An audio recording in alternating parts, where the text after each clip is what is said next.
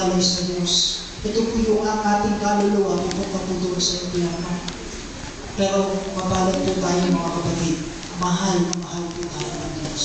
At ayaw po ni Lord na tayo po ay mapunta sa kaparusahan. Kaya hinayaan niyo po si Jesus ang mamatay doon sa krus ng Kalbaryo upang tayo pong lahat ay maligtas, matubos sa ating mga kasalanan. Ang nais ng po ng Panginoon, manampalataya po tayo sa Kanya.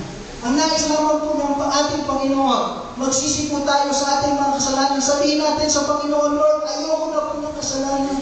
Iwinawaksi ko po ito sa aking buhay at pinagsisisihan ko po ang lahat ng aking nagawa po nito. At aminin po natin sa sarili po natin, kailangan po natin si Jesus sa ating buhay. Kailangan po natin ang tagapagligtas. Kaya sa gabi po ito, samantalahin po natin yung pagkakataon. Tayo po lahat ay tumayo. Hallelujah.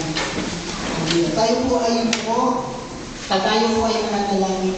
Kapatid, sa gabi nito ay hindi aksidente na ikaw ay narito sa concert na ito dahil meron nais ipabatid sa iyo ang Panginoon. At ito ang kanyang mga salita na nagsasabi, mahal na mahal ka ng Panginoon. Inialay niya ang kanyang buhay para sa iyo.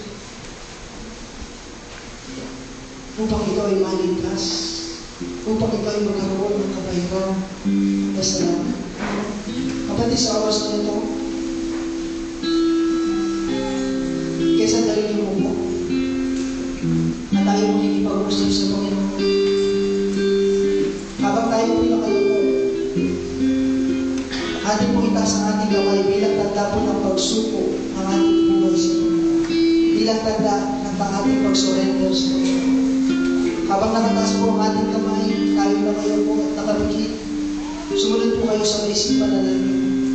At ang panalangin po ito ay panalangin na nanggagaling po sa inyong mga puso.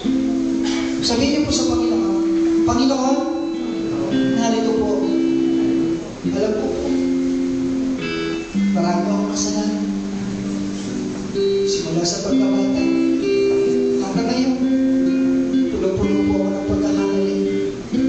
Pero Panginoon, salamat po dahil sa kabila ng pagiging makasalanan ko, sa kabila ng pagiging pasaway ko, mahal na mahal po ako.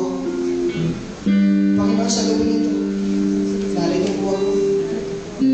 Pinagsisisihan ko po ang lahat ng aking kasalanan. At simula po sa gabi nito, Panginoon, inialay ko po sa iyo ang aking buhay.